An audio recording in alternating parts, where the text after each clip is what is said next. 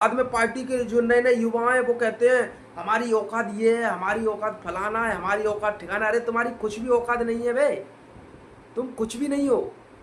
तुम दलाली कर करके अपना घर का, बीवी बच्चों का भरण पोषण कर रहे हो, इसको तुम औकात बताते हो।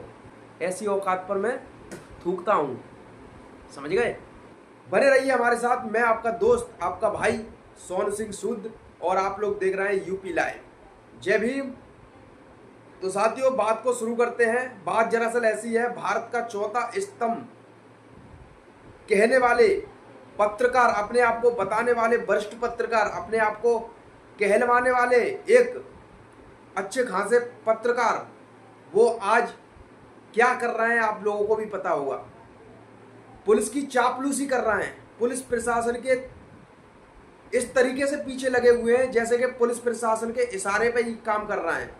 हाँ जी हाँ साथियों, जो हम कह रहे हैं वो एकदम ओरिजिनल बात है। जी हाँ, अब भारत का चौथा स्तंभ कहने वाले पत्रकार, जो कि ग्रामीण पत्रकार हैं, कुछ यूट्यूबर पत्रकार हैं, कुछ किसी ने अपने अपने छोटे मोटे अखबारों की मशीनें ले ली तो वो पत्रकार हैं, छुटमुलिये पत्रकार हैं, कोई कैसे भी पत्रकार हैं। अब ये लोग कर क्या रहे हैं, इनके पास कोई धंधा तो है नहीं कमाने के लिए, इन पे मेहनत करी नहीं जा सकती। अब ये मेहनत कर नहीं सकते तो ये क्या कर रहा है, पुलिस की साठ गांठ में रहकर ये दलाली कर रहा है, गरीबों को लूटने का काम कर रहा है, गरीब जनता को लूटने का काम कर रहा है, गरीब जनता के जेब से पैसा निकालने का काम कर रहा है। यही काम कुछ पार्टी में रहने वाले, हम किस पार्टी की बात करें, किस पार्टी को ईमानदार बताएं, क्योंकि पार्टी में मुखिया को ही ईमानदार बताया जा सकता है, बाकी जो नीचे काम करने वाले लोग हैं वो भी दलाली कर रहा है।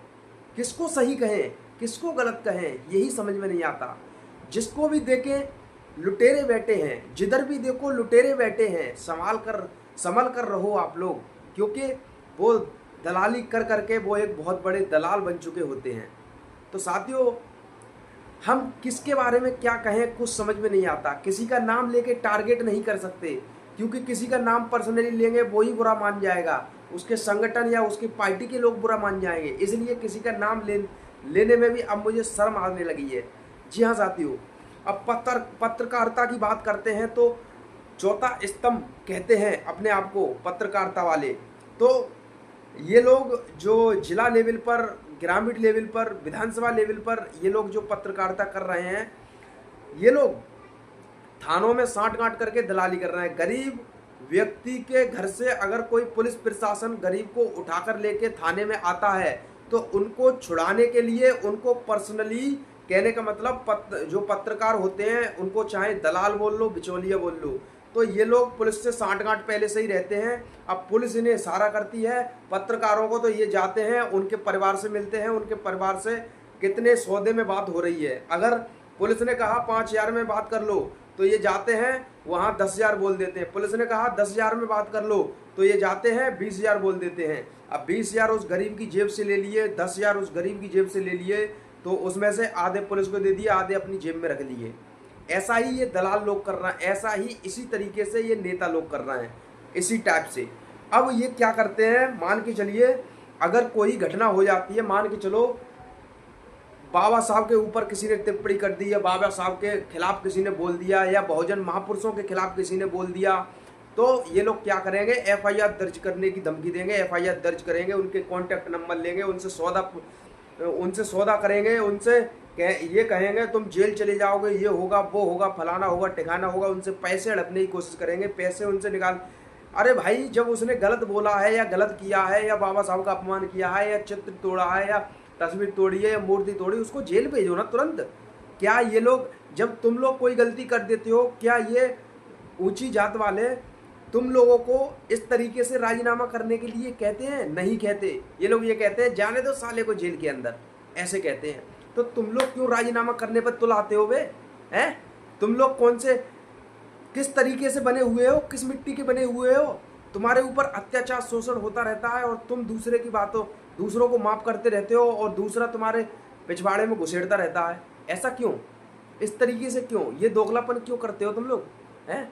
पत्रकारिता कर रहे हो, अच्छी बात है, पत्रकारिता करो, निष्पक्ष पत्रकारिता करो भाई।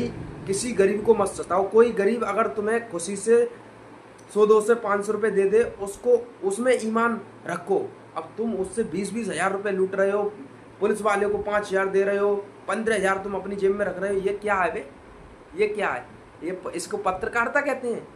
इसको तुम और फिर बाद में पार्टी के जो नए नए युवा हैं वो कहते हैं हमारी औकात ये है, हमारी औकात फलाना है, हमारी औकात ठिकाना। अरे तुम्हारी कुछ भी औकात नहीं है बे, तुम कुछ भी नहीं हो। तुम दलाली कर करके अपना घर का, बीवी बच्चों का भरण पोषण कर रहे हो, इसको तुम औकात बताते हो? ऐसी औकात पर मैं थूकता हूँ, समझ गए? ऐसी औकात पर थू है। अबे इसको औकात कहते हो तुम लोग? हैं? पत्रकारिता कर रहे हो, नेतागिरी कर रहे हो। बड़े भाई चंद्रशेखर आजाद जी जो गरीबों के लिए लड़ते लड़ते मरे जा रहे हैं, बड़े भाई चंद्रशेखर आजाद जी गरीबों के आगे बढ़ाने के लिए इतना संघर्ष कर रहे हैं, तुम लोग उनका नाम डुबाने के लिए दलाली कर रहे हो। अबे ये कैसी नेतागिरी है? हैं? तुम लोग अपने आप को नेता कहते हो? किसी गरीब से तुम्हारे बारे में पूछो ना तो यही कहता है वो। किसी भी गांव में चले जाए ना, अगर उससे पूछो, फोन लगा के भी पूछ लो, अगर बिना गांव में जाके भी फोन लगा के पूछ लो फलाना व्यक्ति कैसा है, कैसा है, तो वो यही कहते हैं साले दलाल हैं। बताइए, ये तुम्हारी नेतागिरी है? हैं? तुमको छोटे छोटे बच्चे दलाल बताने लगते हैं, ये तुम नेतागिरी कर रहे हो? ये तुम पत्रकारिता कर रहे हो?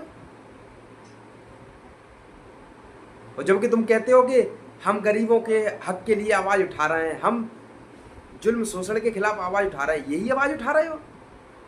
है जो तुमसे छोटा छोटा बच्चा कह दे कि ये दलाल है? अबे अपना ईमानदारी से काम करो, ईमान अपना खराब मत करो। हैं?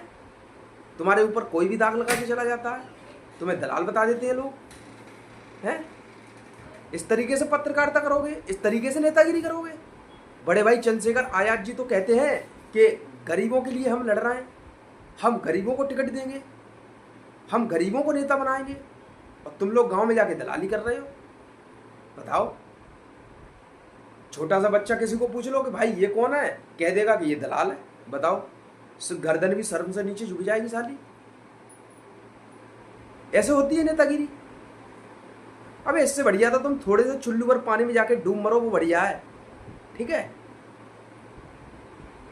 5-5 हज़ार रुपए में तुम अपने ईमान को बेचने वाले, 2-2 हज़ार रुपए में, 1-1 हज़ार रुपए में अपने ईमान को बेचने वाले, इस तरीके के अपने आप को नेता कहते हो।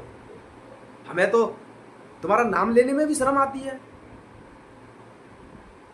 किस मुंह से तुम्हारा नाम ले? संगठन को तुम बदनाम कर रहे, पार्टी को तुम बदनाम कर रहे। एक मोहर लग गई तुम्हारे पिछवाड़े पे, दलाल। बस लेके घूमते रहो जिधर भी जाओ। कौन है वो? दलाल। भाई तुमको कोई नेता कह देगा? बड़े भाई चंद्रशेखर आजाद जी अपना खून पसीना एक कर दे रहा है, माथे का पसीना पैरों तक पहुंच जाता है उनके, हैं? वो इतनी मेहनत कर रहे हैं और तुम लोग उनके नाम को इस तरीके से डुबे रहे हो। 5-5 हज़ार रुपये, 10-10 हज़ार रुपये, 1-1 हज़ार रुपये, 2-2 हज़ार रुपये में अपने ईमान को बेच दे रहे हो। उनकी इज्जत की भाजीपाला कर दे रहे हो तुम, हैं? इस तरीके से तुम लोग इलेक्शन लड़ोगे? अरे तुम्हारे बस की नहीं है कमाना खाना तो जाओ खेती बाड़ी करो। तुम्हारे बस की नहीं है खेती बाड़ी भी करना, ये दलाली छोड़ के कोई और काम कर लो, बिजनेस कर लो, दुकान खोल लो। बहुत सारे धंधे हैं, कपड़े की दुकान खोल लो भाई, नोएडा में चले जाओ, गुड़गांव में चले जाओ, दिल्ली में चले जाओ, किसी कंपनी में काम कर लो। इन दलाली से वही से पेट भरोगे तुम लोग, और क्या। किसी को भी फोन करके पूछो भाई वो व्यक्ति कैसा है, उसका नेचर कैसा है, बस वो यही कहता है कि वो तो बहुत बड़ा दलाल है। बताइए, एक मोहर तुम्हारे ऊपर लग गई दलाल की। अब सब जब तुम्हें दलाली बताते हो तो हम कहाँ से तुम्हारा सपोर्ट कर दें?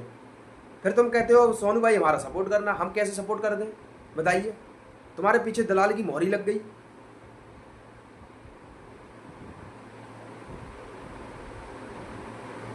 जब तुम्हारे पीछे दलाल की मोहरी लग गई तो फिर क्या करना? क्यों चुनाव लड़ने की तैयारी करो? क्यों इधर उधर भागो? भाई जब तुम दलाली हो, वो कुछ दिन के लिए तुम्हारे जय जयकारे लगाएंगे, फिर उसके बाद वोट पलट देंगे। भाई जब तुम दलाली हो, पार्टी मायने नहीं रखती कि पार्टी कौन सी है। पार्टी बीजेपी है, बीएसपी है, या एएसपी है, या कांग्रेस है, पार्टी मायने नहीं रखती। बंदे के ऊपर ईमानदारी मायने रखती है कि बंदा कितना ईमानदार है। चाहे निर्दलीय भी चुनाव लड़े, अगर बंदा ईमानदार है वो भी जीत जाएगा। जब तुम्हारे पीछे दलाल की मोहर लग गई है तो तुम कभी नहीं जीत पाओगे, इस बात का ध्यान रख लेना। चाहे तुम कितनी भी कोशिश कर लो, कितने भी षड्यंत्र, साम दाम दंड भेद कुछ भी कर लो, कुछ नहीं होने वाला। बहुत आए तथाकथित बुद्धिजीवी ज्ञानवर्धक कैप्सूल और चले गए। जो इलेक्शन उन्होंने भी बहुत लड़े, उन्होंने भी चुनाव बहुत लड़े, वो भी चले गए। लेकिन अपनी ईमानदारी को तुम 5-5 हज़ार में, 10-10 हज़ार में, 1-1 हज़ार में, 2-2 हज़ार में बेच देते हो, ये ठीक नहीं है। एक हमारे वो प्रदेश अध्यक्ष हैं आर्य समाज पार्टी के, भीम आर्मी के, वो कुछ बोलते ही नहीं है। उनको भी भाई पैसा चाहिए, वो उत्तर प्रदेश के प्रदेश अध्यक्ष हैं, उनको भी भाई कुछ ना कुछ चाहिए। सब ऐसे ही। हम तो सोच रहे थे ये गरीबों की पार्टी है, गरीबों को चुनाव लड़ाएगी। यहाँ तो देखा तो बीएसपी से निकल के आ रहा है नेता, वो एएसपी में घुस रहा है, वो एएसपी में बड़ी दलाली कर रहा है। बताइए, हम तो एएसपी को गरीबों की पार्टी मानते हैं, लेकिन बीएसपी के नेता निकल के एएसपी में घुस रहे हैं, और वो एएसपी में बैठ के दलाली ना कुछ करते हैं ना कुछ करने देते हैं। जो काम करने वाले बंदे हैं उन्हें पद पे नहीं रखा जाता, जो काम करने वाले बंदे नहीं है उन्हें पद पे नियुक्त किया जाता है, जो काम करने वाले हैं उन्हें घर पर बैठा रखा है। बताइए, जिन्होंने भीम आर्मी और आर्य समाज पार्टी को आगे बढ़ाया, इस स्तर तक लेके आए, उनको तुम लोगों ने घर बैठाल दिया। और जो लोग कुछ भी नहीं है, किसी भी प्रकार के उनकी वैल्यू नहीं है, उनको तुम पद दे रहे हो। जिनको गली का कुत्ता भी नहीं जानता उनको तुम पद बांट रहे हो। बताइए, इस तरीके से तुम गरीबों को आगे बढ़ाओगे? बढ़ गए गरीब आगे।